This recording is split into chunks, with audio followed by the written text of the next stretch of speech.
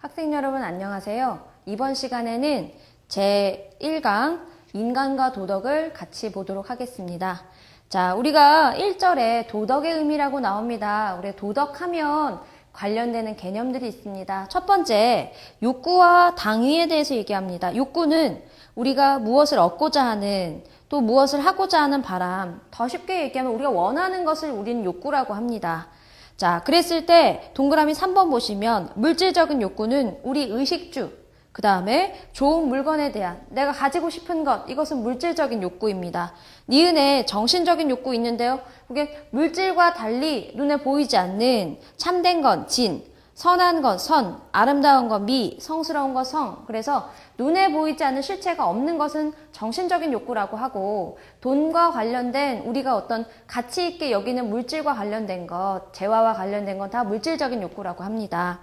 자, 그랬을 때 동그라미 4번에 이런 개인의 욕구가 충돌하는 경우 불합리한 방법을 통해 해결하려고 하지만 이럴 때는 해결할 수가 없다. 왜냐하면 내가 원하는 것과 상대가 원하는 게 다를 수 있어요. 그러면 갈등이 생기는데, 그렇다고 해서 수단과 방법을 가리지 않고 해결하는 것은 옳지 못하다. 이렇게 얘기하고 있습니다.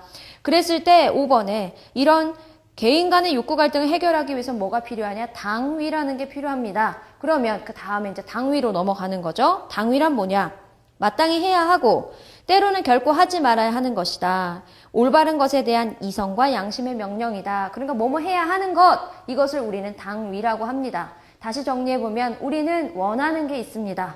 눈에 보이는 건 물질적인 욕구고 눈에 보이지 않는 건 정신적인 욕구라고 하는데, 이런 욕구들이 부딪히면 갈등이 생깁니다. 그런데 이 갈등을 불합리한 방법으로 해결해서는 안 된다. 마땅히 해야 하는 것, 당위를 통해 해결할 수 있다. 이렇게 되는 거죠. 옆으로 가서 3쪽입니다.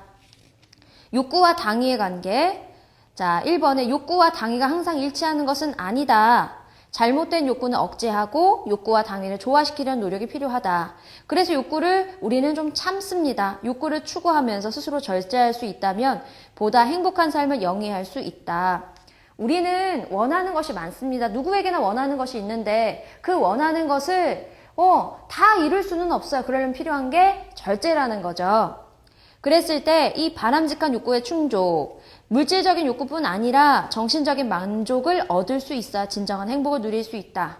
우리는 물질적으로 굉장히 부유한 삶을 살아가고 있습니다. 예전에 굉장히 빈궁했지만 점점 부유해지는데 사람들의 정신은 점점 더 황폐해지고 피폐해집니다. 늘어나는 자살도 바로 이 이유라고 들 수 있어요. 그러니까 우리가 물질적인 욕구뿐만 아니라 정신적인 욕구 또한 만족이 돼야, 해결이 돼야 진정한 행복에 이를 수 있다.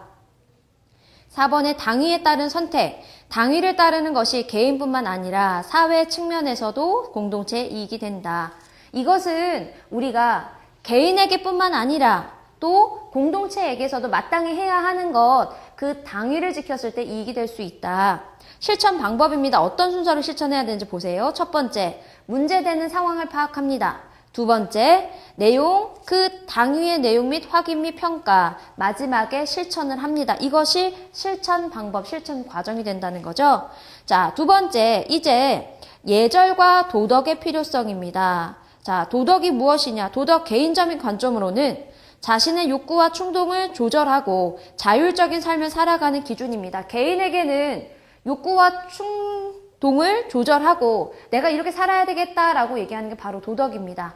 자, 두 번째, 사회적 관점으로는 옳은 것과 그른 것을 구분하는 게 바로 도덕입니다. 이 도덕을 우리는 무엇과 연결시키냐?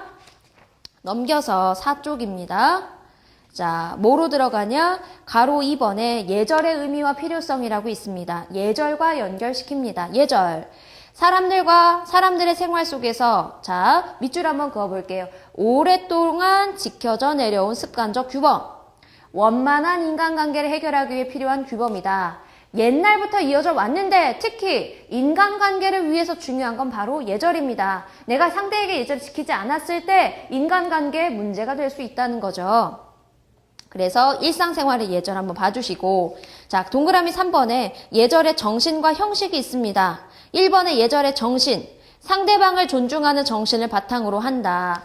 예나 지금이나 변하지 않은 건 바로 정신입니다. 상대방을 존중하는 마음으로 니은의 형식, 시대, 사회, 상대방에 따라 다르게 나타날 수 있습니다. 어느 지역은 이렇게 양볼에 뽀뽀하는 것 이런 것들이 인사가 될 수 있는데 우리는 고개를 숙여서 허리를 숙여 인사하는 게 또 인사고 손을 들기도 하고 각각 정신은 동일하지만 형식은 달라질 수 있다는 거. 올바른 예절, 이것이 정신과 형식이 어떤 하나로만 따로 존재하는 것이 아니라 조화를 이루어야 된다. 자, 예절의 정신, 상대방을 존중하는 마음이고 예절의 형식, 다양한 형식으로 표현된다. 그 위에 바로 체크 문제를 보시면 인사하기, 공손한 말씨 사용하기, 한 민족이나 사회 집단이 오랫동안 함께 살아오면서 사람들 사이에 굳어진 습관이나 규범, 이것을 우리는 예절이라고 하죠. 그래서 오랫동안 굳어진 습관, 규범인데 특히 이것은 인간관계 사이에서 중요하다. 이것이 바로 예절이라는 거. 도덕과 예절을 또 연결을 지어봤고요. 자, 옆으로 가보면 5번에 도덕과 예절의 관계. 도덕은 예절을 갖춘 행동을 통해서만 잘 나타난다. 따라서 예절을 지키려고 노력할 때 도덕이 실천된다. 예절과 도덕은 인간이 마땅히 지켜야 할 사회적 규범, 당위의 영역이다. 아까 뭐뭐 해야 하는 것, 마땅히 해야 하는 것, 이걸 우린 당위라고 얘기했습니다. 그러니까 우리가 생각을 해볼 때 상대방에게 마음이 있다고 해서 표현하지 않으면 그것은 마음이 잘 전달되지 않습니다. 내가 도덕적인 면을 잘 실천하기 위해서는 예절로서 상대에게 그 도덕적인 부분을 표현할 수 있다는 거죠. 자, 세 번째, 양심과 부끄러움입니다. 양심. 자기 행위의 옳고 그름, 선악을 분별하는 마음을 우리는 양심이라고 얘기합니다. 내 안에 보안과 같은 역할인 거죠. 그래서 내 안에 나 양심의 가책을 느꼈어 라는 말을 쓸 수 있는 것이 바로 양심입니다. 옆에 보시면 양심 있네요. 내 생각과 행동을 내 마음속에 또 다른 내가 보고 있고 함께 알고 있다는 의미를 담고 있다. 자, 2번의 양심의 특징입니다. 눈에 보이지 않지만 분명하게 느껴지고 부정할 수 있습니다. 양심은 개인적으로만 옳은 것이 아니라 다른 사람이 보기에도 사회적으로도 옳은 것이어야 합니다. 개인적인 것뿐만 아니라 모든 사람들에게 동일하게 옳은 것으로 보여야 하는 것, 이것이 바로 양심입니다. 자, 예가 나왔네요. 장발장이 빵을 훔친 행위. 개인적으로는 배고픈 조카들을 위해서 어쩔 수 없었습니다. 그러나 사회적으로 남의 물건을 훔치는 건 부정한 행동인 거죠. 그렇게 우리가 할 수 있겠네요. 바로 체크 옆에 문제 보시면 이렇게 나올 수 있습니다. 마음속에 재판관, 보안관으로 잘못된 행동을 스스로 반성하게 하는 것, 이것은 바로 양심입니다. 표시해 주시면 되겠죠? 그래서 이 밑에 보시면 도덕과 법과 예절 이 세 가지를 구분해 놨습니다. 도덕. 개인의 양심적 판단에 맡겨지는 삶의 규범.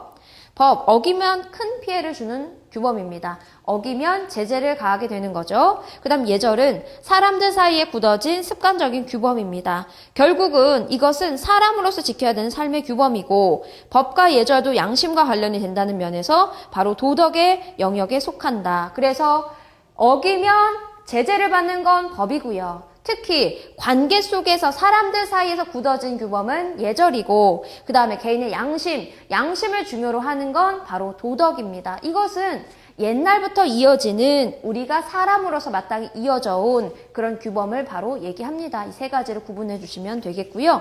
자, 넘어가서 6쪽입니다. 양심의 기능인데요. 자, 이렇게 쭉 나와 있습니다. 옳은지 그른지 부끄러움 느끼게 하고 경고하는 마음의 역할이고 바람직한 일을 양심의 가책을 느끼게 하고 때로는 지키지 않았을 경우 불안감을 느끼게 합니다. 그래서 내 삶의 도덕적인 판단 기준이 되는 것이 바로 양심이라는 거.